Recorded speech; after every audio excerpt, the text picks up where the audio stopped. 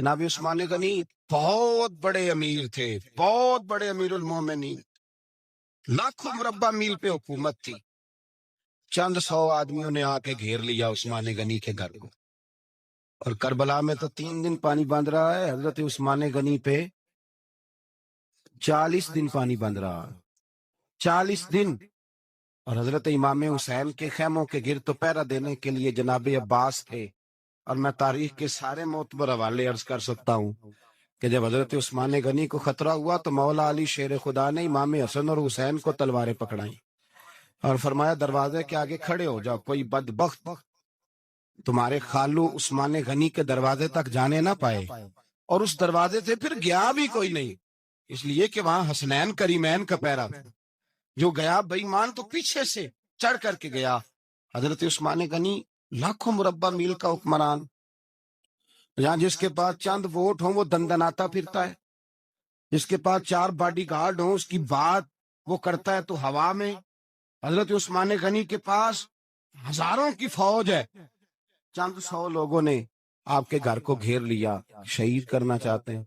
جناب عثمان غنی رضی اللہ تعالیٰ عنہ کے پاس حضرت علی رضی اللہ تعالیٰ عنہ، کئی اور لوگ گئے۔ کہا عثمان 3 باتیں ہیں، یا تو ہمیں اجازت دو، یا تو تم تھوڑی دیر کے لیے خلافت چھوڑ دو، حکومت چھوڑ دو، چند دنوں کے لیے کسی اور کو امیر بناؤ۔ جناب عثمان کہنے لگے مجھے تو حکومتوں سے دلچسپی نہیں، لیکن میں چھوڑ نہیں سکتا، اس لیے کہ میرے مصطفیٰ کریم علیہ السلام نے مجھے فرمایا تھا عثمان اللہ تجھے قمیض پہنائے گا، لوگ اتارنا چاہیں گے پر تم اتارنا نہ۔ فرمایا میں سمجھ گیا ہوں، اس سے مراد یہی ہے، میں نہیں چھوڑتا۔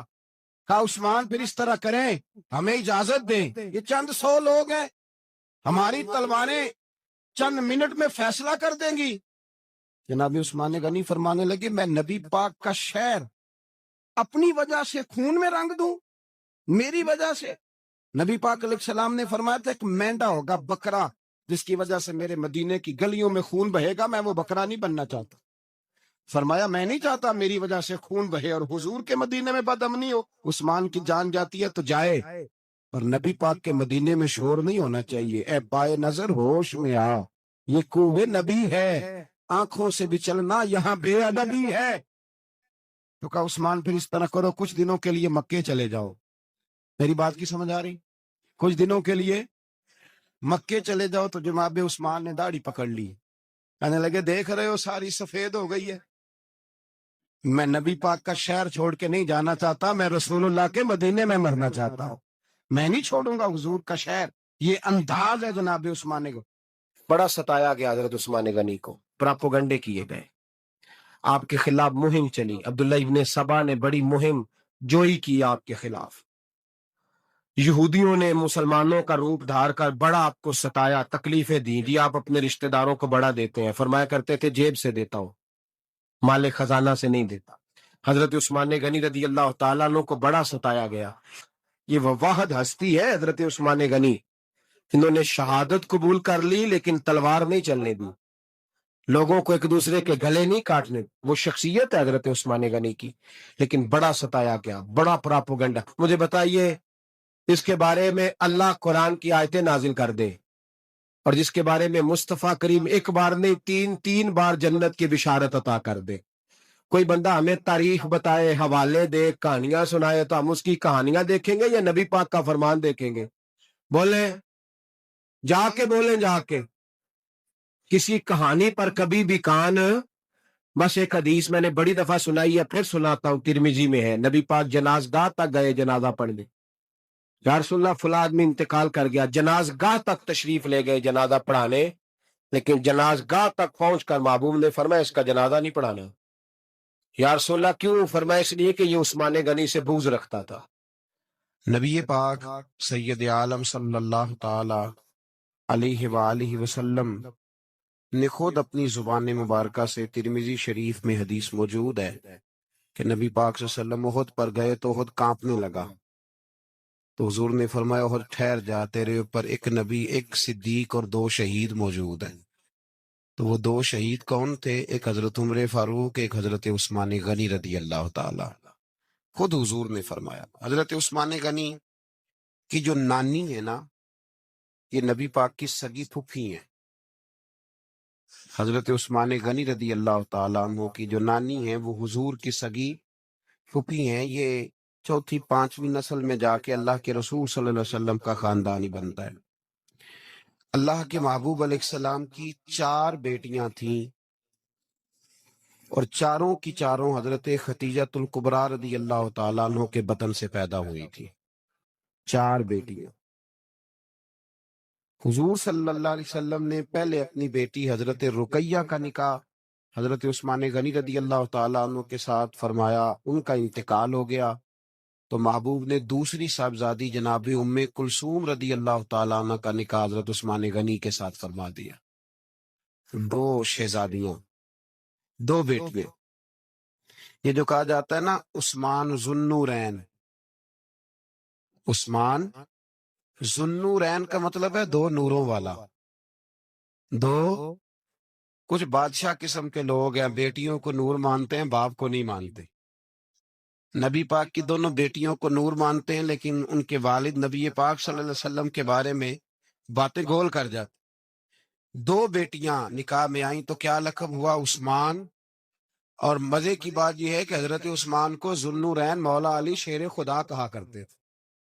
حضرت علی کہا کرتے تھے عثمان تو ذوالنورین ہے، 2 نوروں والا. بریلی کے امام فرمانے لگے تیری نسل پاک میں ہے بچہ بچہ نور کا، تو ہے نے نور تیرا سب گھرانہ نور کا. اور کہنے لگے نور کی سرکار سے پایا 2 شالہ نور کا، نور کی سرکار سے پایا 2 شالہ نور کا، ہو مبارک تجھ کو ذوالنورین جوڑا نور کا. مبارک دے رہے ہیں دوسری شادی پر، کہتے ہیں ہو مبارک تجھ کو ذوالنورین جوڑا نور کا. تو حضرت عثمان غنی رضی اللہ تعالیٰ عنہ چوتھے 5ویں مسلمان ہیں. حضرت ابوبکر صدیق رضی اللہ تعالیٰ عنہ تاجر تھے، تاجروں سے ان کی دوستی تھی. حضرت عثمان غنی بھی تاجر تھے تو جناب سیدنا ابوبکر صدیق نے انہیں تبلیغ کی تو وہ مسلمان ہو گئے. جب کلمہ پڑھا تو چچا نے باندھ دیا گھر کے اندر، کئی دن باندھے رکھا، کہنے لگا دین چھوڑنا پڑے گا. تو آپ نے فرمایا وہ تو جگہ ہی ایسی ہے جو ایک دفعہ گیا ہے دوبارہ چھوڑ سکتا ہی نہیں، ہو ہی نہیں سکتا. حضرت عثمان غنی سابقون الاولون میں سے ہیں، ابتدائی لوگوں میں سے. ان کی زندگی کے بڑے حسین واقعات ہیں، آپ جانتے ہیں. میں 2-3 باتیں صرف ان کی حوالے سے عرض کروں گا. ہر آدمی میں ہر صلاحیت ہوتی ہے لیکن کچھ چیزوں کا غلبہ ہوتا ہے، کچھ چیزوں کا غلبہ ہوتا ہے. حضرت عثمان غنی میں 2-3 چیزوں کا بڑا غلبہ تھا. سخی تھے تو دریا سے بھی زیادہ سخاوت فرماتے تھے. مالاں والے سخی نہیں ہوندے تے سخیاں کول مال نہیں ہوندا. ایتھے اوتھے دوویں جہانی سخی کنگال نہیں ہوندا. حضرت عثمان غنی رضی اللہ تعالیٰ عنہ بہت بڑے سخی تھے، اتنے بڑے تھے کہ غنی کہہ دیا اللہ کے رسول. عثمان غنی تھے، ہر وقت ہی سخاوت، ہر وقت ہی سخاوت. اللہ کے رسول صلی اللہ تعالیٰ علیہ وسلم نماز پڑھ کے نکلے، جنت البقیع والی جگہ حضور کو پسند آ گئی. فرمایا کچھ صحابہ آتے ہیں یہاں تو انہیں سواریاں کھڑی کرنے کا مسئلہ ہے. آج کل نہیں مسئلہ ہوتا پارکنگ کا، اس زمانے میں اونٹ گھوڑے باندھنے کے لیے حویلی چاہیے تھی. تو حضور علیہ الصلوۃ والسلام آ کے بیٹھے تو فرمایا جگہ بڑی اچھی ہے، کبھی مل جائے نا تو صحابہ کو سواریاں باندھنے کے لیے اچھی رہے گی. عثمان پیچھے بیٹھے تھے، وہیں سے گردن جھکائی اور پیچھے سے نکل گئے. حضور نے فرمایا ادھر آؤ، کہاں جا رہے ہو؟ کہ یا رسول اللہ جو جگہ آپ نے کہی ہے میں دیکھنے جا رہا ہوں. تو حضرت عثمان غنی دیکھنے گئے، جب واپس پلٹے تو میرے کریم نے فرمایا عثمان دیکھ آئے ہو، دیکھ آئے ہو، دیکھ آئے ہو. عرض کی محبوبہ دیکھنی کیا تھی، تجھے پسند آئی تھی، میں خرید آیا ہوں، خرید آیا ہوں. دیکھنا آنا جانا یہ تو وہاں ہوتا ہے جہاں سودے بازی ہو. رنگے چمن پسند نہ پھولوں کی بو پسند، ہم کو ہے وہ پسند جسے آئے تو پسند. بات ختم ہو گئی، آپ کو پسند آئی تھی میں نے خرید لی. میرے رسول پاک صلی اللہ علیہ وسلم کے ساتھ پتہ نہیں لوگ کہاں بیٹھ کے دین پڑھتے ہیں، اختلاف ثابت کرتے ہیں. جو جگہ مصطفیٰ کو پسند آئی عثمان نے خریدی، اس جگہ پہ سیدہ فاطمہ الزہرا کا مزار بنا ہوا ہے. اس جگہ بی بی پاک کا مزار ہے جو حضرت سیدنا عثمان غنی کی خریدی ہوئی ہے۔ اس کا مطلب ہے یہ جگہ مصطفیٰ کا بھی پسندیدہ ہے، اہل بیت کی بھی پسندیدہ ہے۔ حضرت عثمان غنی کا مزاج ہے، حضور اعلان کر رہے تھے، اس کا مطلب ہے چندے کا اعلان کرنا بھی نبی پاک کی سنت ہے، اس لیے ہم بھی کبھی کبھی یہ سنت ادا کر لیتے۔ چندے کا حضور نے اعلان کیا، جیش اسرا کے لیے بہت بڑا لشکر جانا تھا، فرمایا اٹھو بھئی حصہ ڈالو۔ حضرت عثمان نے دائیں بائیں دیکھا، کتنے بہت زیادہ سپاہیوں کے لیے بہت زیادہ سامان چاہیے، قحط کا زمانہ ہے۔ جناب عثمان اٹھے کا یا رسول اللہ 100 فوجیوں کا خرچہ، ان کا گھوڑا بھی دوں گا، گھوڑے پر رکھنے کے لیے یا رسول اللہ صلی اللہ علیہ وسلم جو کجاوا ہوتا ہے، کاٹھی ہوتی ہے، وہ بھی میری، فوجی کی وردی بھی میری، اور جب تک واپس آئے گا تب تک سارا کھانے کا خرچہ بھی میرا۔ نبی پاک صلی اللہ علیہ وسلم مسکرائے، فرمایا عثمان اللہ تجھ سے راضی ہو۔ تھوڑی دیر کے بعد فرمایا پھر اٹھو بھائی، دائیں بائیں دیکھا کوئی اٹھا ہی نہیں۔ حضرت عثمان پھر کھڑے ہو گئے، کہا حضور 100 میرا اور شامل کر لیں۔ نبی پاک نے پھر اعلان کیا، حضرت عثمان کہتے ہیں میرے نا دل کو کچھ ہوتا تھا، پھر اٹھے، کہا حضور میرا 100 بھی شامل کر لیں۔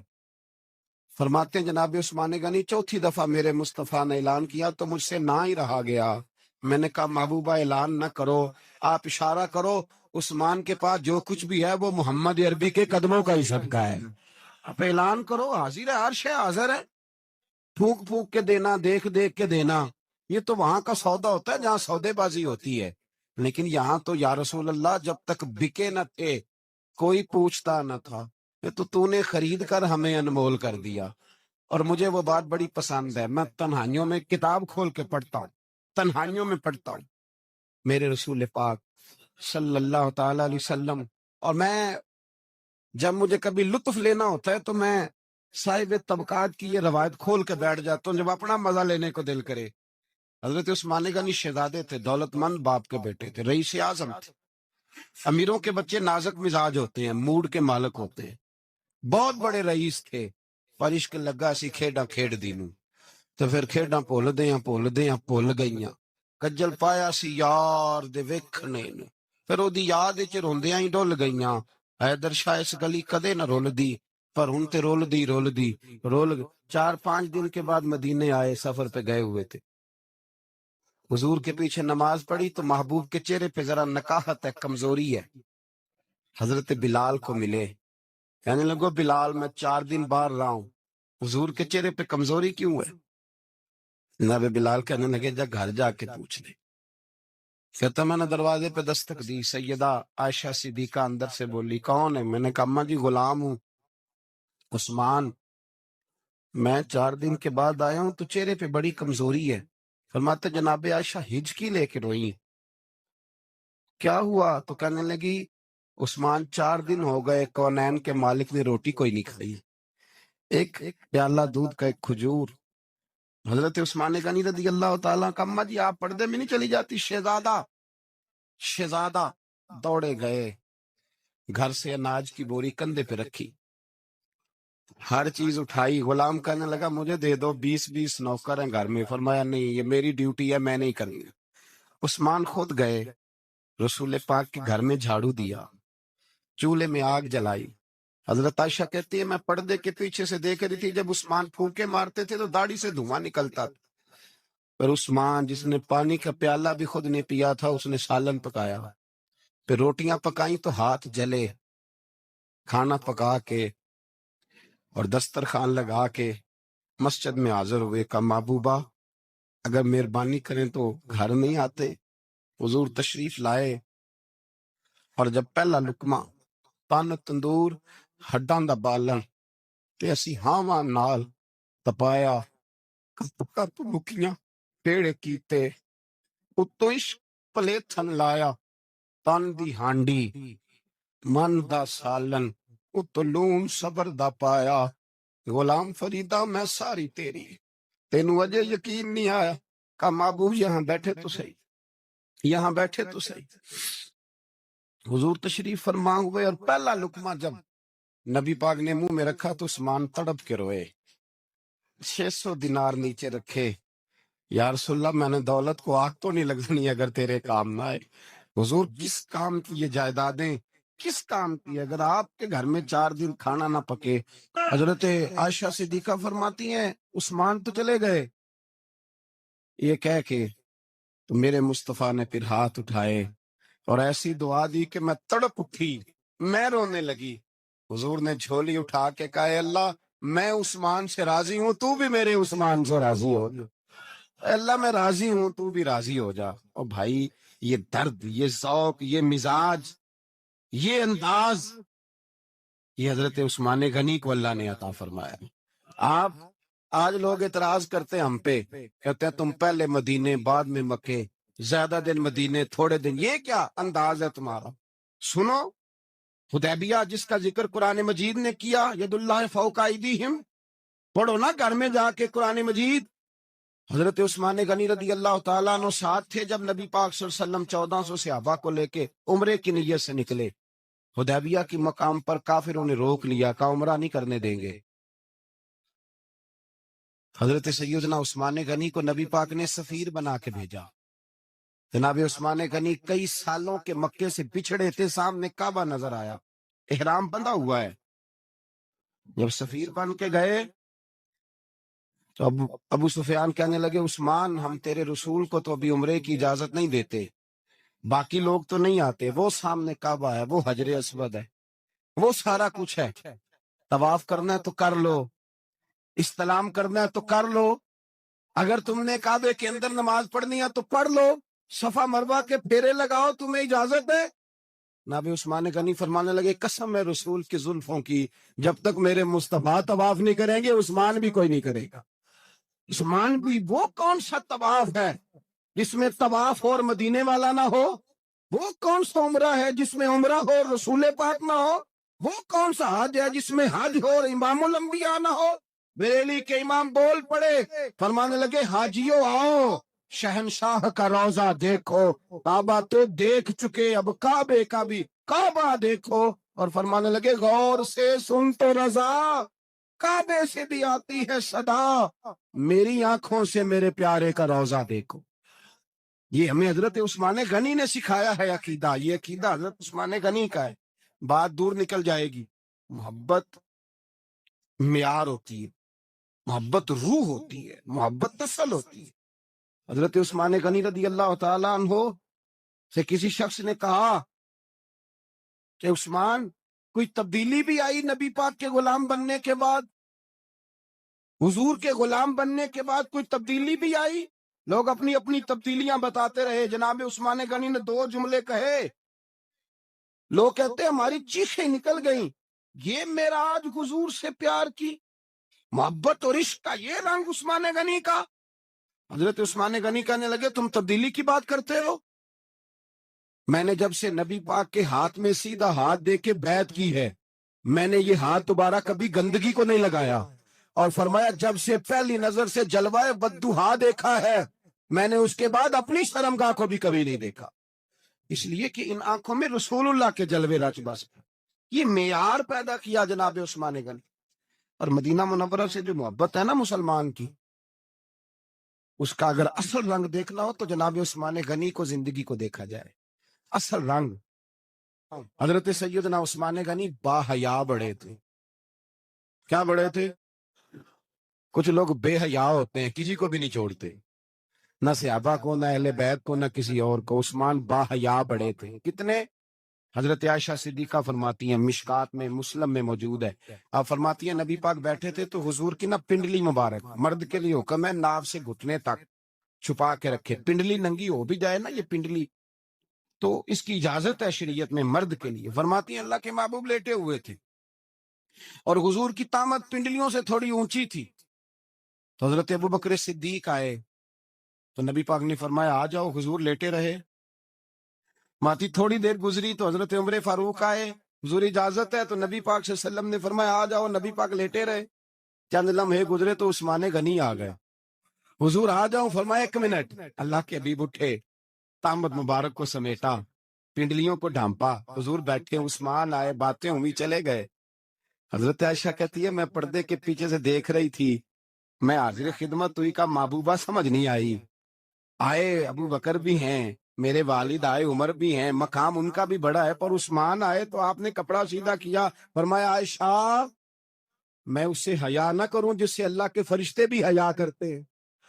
حضرت عثمان غنی رضی اللہ تعالیٰ عنہ اپنے گھر کے اندر ہوتے تو کئی کپڑے لپیٹے رہتے، کئی کپڑے جناب، میں ایک نتیجہ آپ کے سامنے رکھنا چاہتا ہوں، میری طرف دیکھیں، کئی کپڑے لپیٹے رہتے، کپڑوں کے اوپر کپڑے، شرم و حیا کے پیکر۔ جناب عثمان غنی غسل کرتے تو کپڑوں سمیت کرتے، فرماتے نام بھائی مجھے شرم آتی، پیکر شرم و حیا۔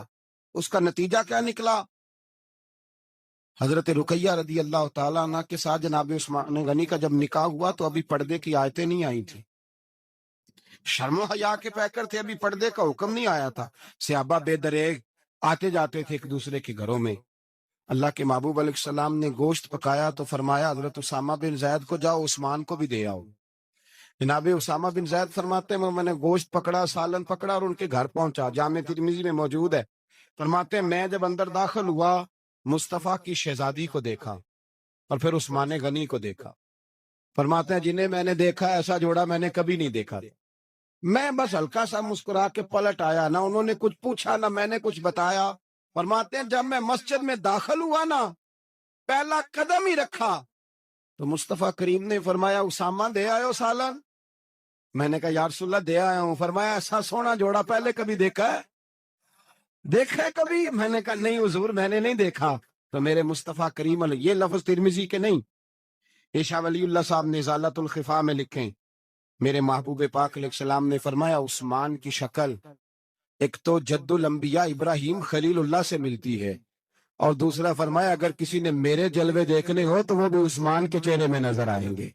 او نوجوانوں پیغام دے رہا ہوں، رزلٹ نکال رہا ہوں، بے حیائی بے شرمی کی گفتگو والے کے چہرے پہ حسن نہیں آتا، تو حیادار بنتا جا، رب تعالیٰ تجھے حسن و جمال عطا فرماتا جائے گا۔ جتنا حیا تیرے اندر ہوگا اتنا نور تیرے مکھڑے پہ ہوگا، جتنی شرم میں تو لپٹا ہوا ہوگا اتنی اللہ تجھے تازگی عطا کرے گا۔ میرے اسا فرمایا کرتے جو گند بولتا ہے اس کے چہرے کا حسن سب سے پہلے چھن جاتا ہے، اور فرمایا جو بری باتیں سوچتا ہے جس کی سوچ بری ہوتی ہے سب سے پہلے اس کے چہرے کا حسن بگڑتا ہے، اگر چتاتا ہے تازہ رہے، ٹھنڈا رہے، نورانی رہے۔ تو پھر حضرت عثمان نے تجھے بتایا ہے کہ شرم والا بن کے رہ، اللہ سب سے زیادہ حسن تجھے ہی عطا فرما دے گا۔ زیادہ بولنے والا، زیادہ باتیں کرنے والا، بے جو منہ میں آیا کہہ گیا، اس آدمی کی نورانیت چلی جاتی۔ اگر لوگ وہ کریموں سے نہیں آتا، اور نائی کے پاس بیٹھ کے چہرے پہ روز نیا ڈیزائن نئی لکیر بنوانے سے حسن نہیں آتا، حسن شرم و حیا سے آتا ہے۔ یہ جو ہم عارضی حسن خرید کے لاتے ہیں نا 4 پیسے کا، یہ ماند نہیں پڑتا، یہ تباہ کرتا، اور یہ تباہ ہو جاتا ہے۔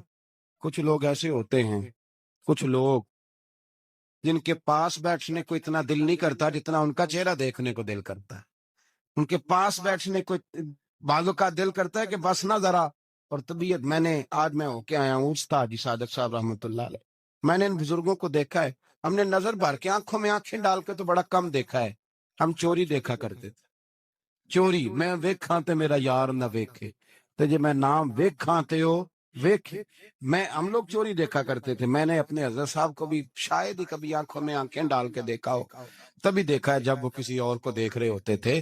بھائی ان لوگوں کے اندر کا حسن شرم و حیا معصومیت بن کے ان کے چہروں پہ نکھر آتا تھا۔ حضرت عثمان غنی کی شرم و حیا نورانیت بن کے ان کے چہرے پہ آ گئی تھی۔ جناب عثمان غنی پیکر شرم و حیا۔ ایک بات کر دوں اور ختم کروں، حضرت عثمان فرمایا کرتے تھے مجھے 3 باتیں بڑی پسند ہیں۔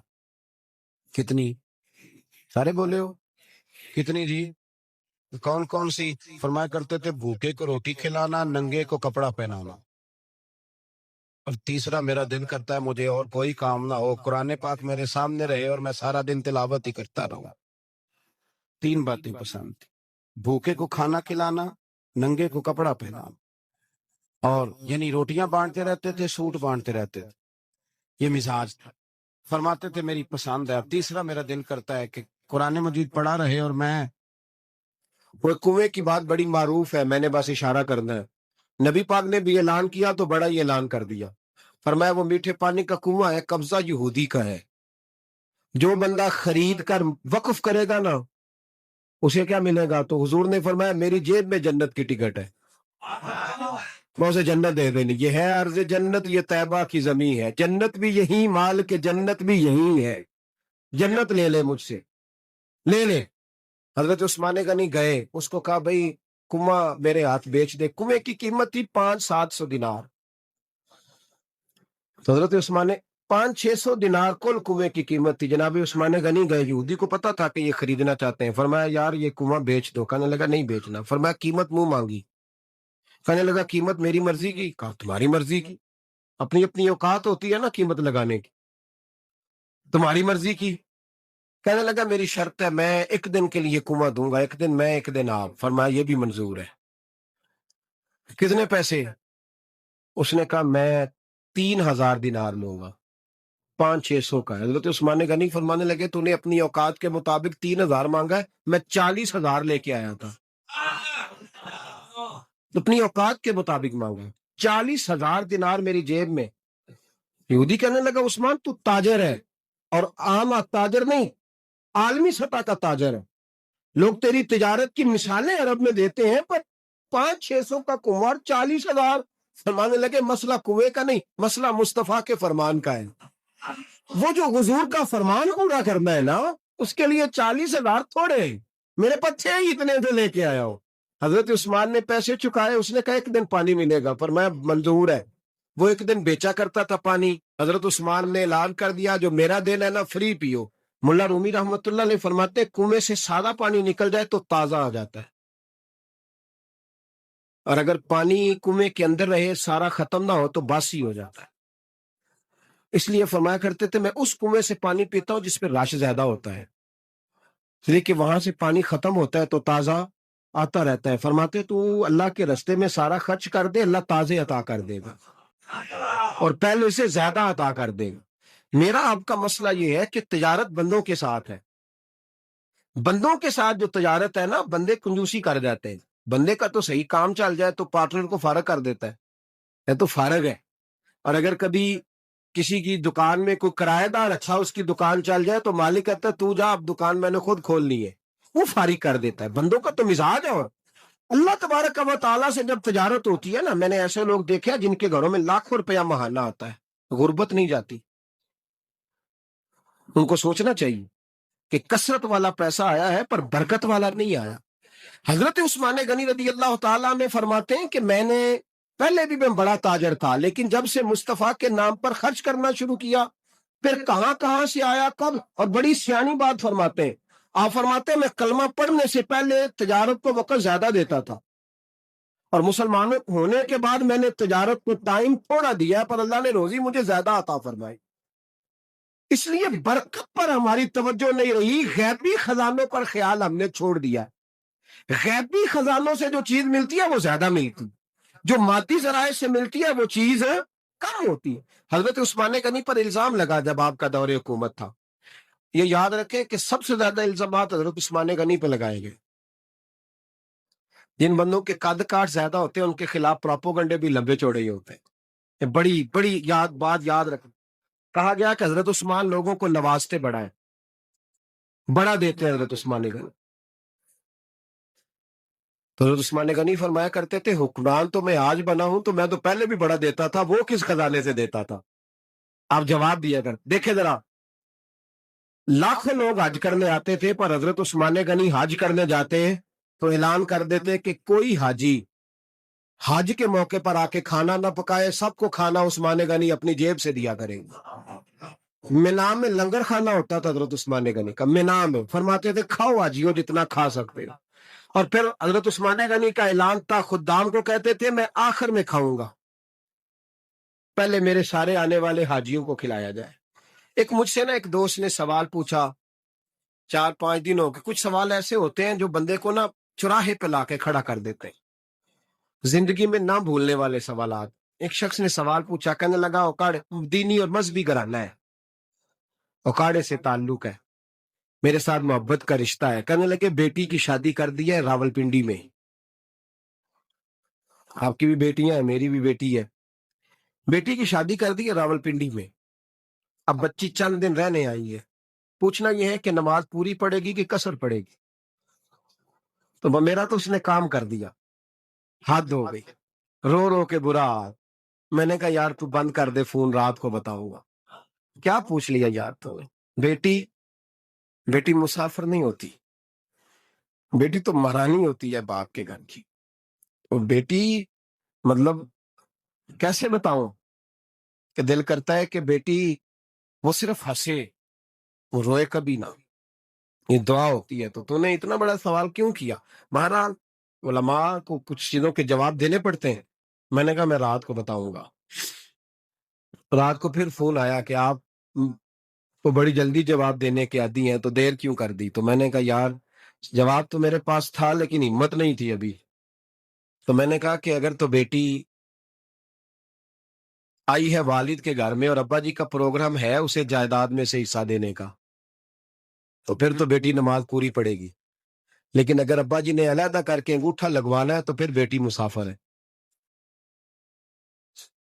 اگر ابا جی نے اس کو علیحدہ کر کے انگوٹھا لگوانا ہے نا کہ دے دے بھائیوں کو، خیر ہے تیری شادی پہ خرچہ کر دیا ہے، اگر ابا جی کے دل میں نے کہا یہ ابے سے فتویٰ پوچھ لو، اگر ابا جی کے دل میں چور ہے نا کہ بیٹی کو دینا کچھ نہیں، تو پھر بیٹی نے نماز قصر پڑھنی ہے، اس لیے کہ پھر وہ وہاں حصے دار۔ اس کی دلیل حضرت عثمان غنی رضی اللہ تعالیٰ عنہ حج کے لیے تشریف لے گئے تو لوگوں نے حضرت عثمان غنی سے کہا کہ نبی پاک بھی قصر نماز پڑھتے تھے، حضرت عمر بھی حج کے موقع پر قصر پڑھتے، حضرت ابوبکر بھی، آپ کیوں پوری پڑھتے؟ فرمایا ان کا مکے میں گھر کوئی نہیں تھا، میرے تو پورے کے پورے باغ ہیں، تو میں یہاں مسافر نہیں ہوں، میں یہاں مقیم ہوں، تو اگر تو بیٹی کا حصہ بھی ہے ابا جی کے گھر میں تو پھر وہ نماز پوری پڑے گی۔ لیکن اگر ابا جی نے اللہ تعالیٰ خیر فرمائے بیٹوں کے حق میں فیصلہ سنا دیا ہے اور انہوں نے بیٹی سے کہہ دیا ہے کہ چھوڑ، جو بیٹیاں حصہ لیتی ہیں ان کے بھائی نہیں ملتے تو نہ ملیں بھائی، وہی ارجنوں، ضروری ہے سالم بھائیوں سے رابطہ رکھنا جو کھا جائے بہنوں کا حصہ۔ والد ظالم ہے، ظالم ہے باپ، بیٹے کو حصہ دیتا ہے بیٹی کو نہیں دیتا۔ اور یہ 1.5 مربے والے جاگیردار کی بات نہیں کر رہا، جس کا 4 مرلے کا مکان ہے اس کی بیٹی کا بھی حصہ بنتا ہے۔ کیوں کھاتے ہیں بیٹیوں کا حصہ؟ ڈر نہیں آتا اللہ تعالیٰ سے؟ کیوں کھاتے ہیں لوگ بیٹیوں کا حصہ؟ جب اللہ رسول نے رکھا ہے تو کیوں کھا جاتے ہیں؟ اور پھر کہتے ہیں جناب بڑا پیار ہے بیٹی سے، رونے دھونے کے لیے پیار ہے۔ تو یاد رکھیں حضرت عثمان غنی رضی اللہ تعالیٰ عنہ کا لنگر چلتا۔ تو میرے بھائی ایک اور بہت بڑی خوبی حضرت عثمان غنی کی، تیسری، وہ یہ تھی کہ آپ میں اللہ نے بہت زیادہ حیا رکھی تھی۔ آج نا اگر آپ ناراض نہ ہو تو ہماری حکومتوں میں جو بدتمیز زیادہ ہوتا ہے اس کا عہدہ زیادہ ہوتا ہے، اس کو اچھا عہدہ ملتا ہے جو بدتمیزی زیادہ کرتا ہے۔ اور ہمارے ہاں نوجوان سمجھتے ہیں کہ کھل کے پھرنا، کھل کے کھانا، مرضی کا لباس پہننا۔ ہمارے ایک بزرگ فرمایا کرتے تھے جب سے پیسے لوگوں کے پاس زیادہ آئے ہیں لباس چھوٹے ہو گئے، پیسہ زیادہ آ گیا کپڑے جسموں پہ سکڑ گئے۔ لوگ سمجھتے ہیں کہ بس جو دل میں آئے کہہ دینے کا نام جمہوریت ہے، آزادی رائے ہے۔ حضرت عثمان غنی رضی اللہ تعالیٰ عنہ شرم و حیا کے پیکر تھے، بڑا پیسہ تھا، بڑا کچھ تھا، لوگ ڈرتے تھے، سردار بھی تھے، جو چاہتے کر سکتے، روب طاری ہوتا۔ لیکن عثمان غنی کو جب بھی کو دیکھتا تھا کسی کونے میں بیٹھے نظر آتے، چھپے ہو، پیچھے، شرم و حیا، نفاست پسند، بڑھ بڑھ کے آگے ہونا، ہر ویڈیو میں شامل ہونے کی کوشش کرنے کا نام پیار نہیں ہے۔ نفاست پسند جو لوگ ہوتے ہیں وہ اکثر چھپے ہوئے ہوتے ہیں، ان کا پتہ ہی نہیں ہوتا لوگوں کو کہ پیچھے دراصل ہے کون۔ دیکھیے نا بڑی معروف حدیث ہے صحیح مسلم میں، نبی پاک صلی اللہ علیہ وسلم آرام فرما رہے تھے، حضور نے تامت مبارک باندھی ہوئی تھی، لیٹے ہوئے تھے سرکار۔ تو جب آدمی لیٹتے تھے نا، ہمارے بزرگ بھی جب لیٹتے ہیں تو تامت کو سمیٹا کرتے تھے تو گھٹنوں تک آ جاتی تھی، دیکھا نا آپ نے، گھٹنوں تک تامت آ جاتی جب لیٹتے۔ تو سرکار بھی لیٹے تھے، پردے کی ابھی آیتیں نہیں آئی تھی، دروازے پہ دستک ہوئی، حضرت عائشہ صدیقہ عرض کرنے لگے یا رسول اللہ میرے ابا جان جناب ابو بکر صدیق آئے۔ حضور نے فرمایا بلا لو۔ حضرت عائشہ کہتی ہیں وہ آ کے بیٹھ گئے، حضور لیٹے رہے، پھر دستک ہوئی، اب کون ہے؟ کہ سیدنا فاروق اعظم۔ کہا عائشہ آپ ساتھ والے حجرے میں چلی جاؤ، اما جی وہاں چلی گئی۔ تھوڑی دیر کے بعد حضرت عمر آئے، حضور لیٹے رہے، جناب عائشہ کہتی ہے پھر دستک ہوئی، اب کون ہے؟ فرمایا عثمان غنی۔ نبی کریم نے فرمایا اسے کہو ذرا ٹھہر جائے. حضرت عثمان ٹھہرے تو حضور اٹھ کے بیٹھے، تہمت مبارک کو ٹھیک کیا، پھر اپنے کرتے مبارک کو سیدھا کیا، پھر دستار کو سیدھا کیا. فرمایا اب بلاؤ عثمان غنی. حالانکہ جاہو جلال حضرت عمر کا زیادہ ہے، حالانکہ وقار مقام حضرت صدیق اکبر کا زیادہ ہے، اب بلاؤ عثمان غنی کو. حضرت عثمان غنی رضی اللہ تعالیٰ عنہ آئے، بیٹھے، بات چیت ہوئی، تینوں چلے گئے. حضرت عائشہ صدیقہ کہتی ہے میرے ذہن میں سوال رہ گیا. میں نے عرض کی یا رسول اللہ صلی اللہ تعالیٰ علیہ وسلم، وہ دو لوگ آئے، آپ بیٹھے رہے، عثمان آئے تو آپ نے اہتمام کیا. کیا لفظ ہے، اور لفظوں میں تاثیر ہے، اور جملے دو کہے نبی پاک نے لیکن کتنا بڑا ان کا مرتبہ بیان کیا. فرمایا عائشہ میں اس شخص سے حیا نہ کروں جس سے اللہ کے فرشتے بھی حیا کرتے ہیں، میں اس سے حیا نہ کروں جس سے اللہ کے فرشتے بھی حیا کرتے ہیں. حضرت عثمان غنی فرمایا کرتے تھے میں نے جب سے حضور کا چہرہ دیکھا ہے دوبارہ پلٹ کے اپنی شرمگاہ بھی کبھی نہیں دیکھی، گویا میں نے اپنی آنکھوں کا وضو نہیں توڑا جب سے حضور کا. فرماتے جب سے یہ ہاتھ نبی پاک کو بیعت کے لیے دیا ہے پھر گندگی میں نہیں جانے دیا میں نے سیدھا. حضرت عثمان غنی فرمایا کرتے تھے میں اپنے گھر کے اندر اپنے غسل خانے میں چار دیواری کے اندر بھی کپڑوں سمیت غسل کرتا ہوں، مجھے حیا آتی ہے غسل خانے میں بھی کپڑے. اور سنو ایک اور بڑی بات اہم، آپ فرمایا کرتے تھے میری جو محرم عورتیں ہیں نا، محرم پھپھی خالہ، میری جو محرم عورتیں ہیں، فرمایا کرتے تھے میں نے کبھی ان کے بھی چہرے آنکھ بھر کے نہیں دیکھے، ان کے بھی چہرے کبھی میں نے آنکھ بھر کے نہیں دیکھے. جو میری محرم عورتیں ہیں پھپھی خالہ، فرماتے تھے ان سے بھی جب بات کرتا ہوں تو میں چہرہ جھکا کے. ہمارے ہاں تو کزن ایک دوسرے سے سلام لیتے ہیں، لڑکیاں لڑکے کزن ایک دوسرے سے سلام لیتے. بچیاں آیا کرتی تھی تو میری کبھی کبھی مجھے بتایا جاتا تھا، میں نے ایک پابندی لگا دی بچیاں جب مدرسے میں آتی تھی کہ جو دور سے بچی آئے اس کو جس آدمی کا نام لکھا ہو بتایا جائے وہی لینے آئے. ایک دن مجھے اطلاع دی گئی کہ آپ تھوڑی دیر آئیں. میں گھر گیا تو مجھے بتلایا گیا کہ ایک بچی ہے تو اس کو جو پہلے لینے آتا تھا وہ نہیں آیا، کوئی اور آیا. میں نے اس کے بھائی کو فون کیا کہ آپ لینے نہیں آئے. کہنے لگے یہ کزن ہے ہمارا، اس کے ساتھ بھیج دیں، آپ ہمارا ہی کزن ہے، خالہ صاحب. میں نے کہا یار آپ کہاں ہو؟ کہنے لگے مجھے 20-25 منٹ لگ جائیں گے. تو میں نے کہا ابھی کلاسیں بھی جاری ہیں تو آپ ہی آ جانا خود ہی. کہنے لگا سب آپ بھیج دیں، مجھے اعتبار ہے اس پہ. میں نے اس کو ایک بات کہی جو آپ کو بھی کہتا ہوں، میں نے کہا یار تمہیں اعتبار ہے تو اللہ رسول کو اعتبار کیوں نہیں؟ انہوں نے کیوں غیر محرم بنایا؟ عجیب تماشا ہے. مجھے پھپھی ذات پہ، خالہ ذات پہ، ماموں ذات پر اعتبار ہے، نبی پاک کو کیوں نہیں؟ آپ کو زیادہ پیار ہے لوگوں سے یا نبی پاک کو امت سے زیادہ پیار ہے؟ کیا مطلب تماشا ہے؟ کیا مزاج بنا لیا میں نے اور آپ؟ نبی پاک نے ایک شخص پر اعتبار نہیں کیا پر میں اس سے پردہ کروں، آپ نے اور میں نے کیسے کر لیا؟ نبی پاک نے خالہ ذات، پھپھی ذات، دیور پر، جیٹ پر، سالے پر، بہنوئی پر اعتبار نہیں کیا، پابندی لگا دی. تو نے کیسے کیا؟ تیرے دل میں زیادہ درد ہے، تو زیادہ دین کو سمجھنے لگا ہے، انسانیت زیادہ اچھل آئی ہے تیرے اندر. اعتبار کیا ہو؟ یاد رکھنا دنیا میں جتنے گھر تباہ ہوئے ان لوگوں کی وجہ سے نہیں ہوئے جن پر اعتبار نہیں تھا، ان کی وجہ سے ہوئے جن پر اعتبار تھا. گھر کا بیٹی لنکا ڈائے، باہر والے آ کے کبھی بھی گھر میں کوئی نقب زنی نہیں کرتے، جب بھی کرتے اعتبار والے کا. میرے رسول پاک علیہ الصلوۃ والسلام کی وہ ازواج جن پر اللہ کو اتنا اعتبار ہے کہ رب کہتا ہے میرے معبود کی بیویوں تمہاری جیسی دنیا میں دوسری ہے ہی کوئی نہیں، اللہ کو اتنا اعتبار ہے. لیکن ایک نابینا صحابی آئے تو حضور کی دو ازواج بیٹھی تھی تو نبی پاک نے فرمایا پردہ کرو. یا رسول اللہ وہ تو نابینا ہے. فرمایا تمہیں تو نظر آ رہا ہے نا، تمہاری آنکھیں تو کھلی ہوئی ہیں. حضور کو اعتبار نہیں تھا، بس کر دیں. سب سے بڑا ظالم وہ ہے جو کہتا ہے مجھے بیٹی پہ اعتبار ہے، وہ ظالم ہے. وہ اپنی بیٹی کے ساتھ ظلم کر رہا، جو کہتا ہے مجھے اعتبار ہے، کالج جا رہی ہے، یونیورسٹی جا رہی ہے، اکیلے آ جا رہی ہے، مجھے اعتبار ہے. یہ ظلم کر رہا ہے بچی کے ساتھ. وہ تو بچی ہے، اس کا تو ذہن کمزور ہے. ہو سکتا ہے صاف دل ہو لیکن سامنے جو شیطان چوکوں میں گلیوں میں دائیں بائیں گھوم رہے ہیں، وہ تو صاف دل نہیں ہے نا، وہ تو معصوم طبع نہیں ہے نا. تو بعض اوقات بڑے اچھے نفیس بچے بھی شیطانوں کا شکار ہو جاتے. خدا کا خوف کرے. حضرت عثمان غنی کی زندگی، حضرت عثمان فرماتے ہیں جو محرم عورتیں تھیں ان کی طرف بھی آنکھ بھر کے نہیں دیکھا، اس لیے کہ وہ خاتون ہے، میں مرد ہوں، میری حیا مانو.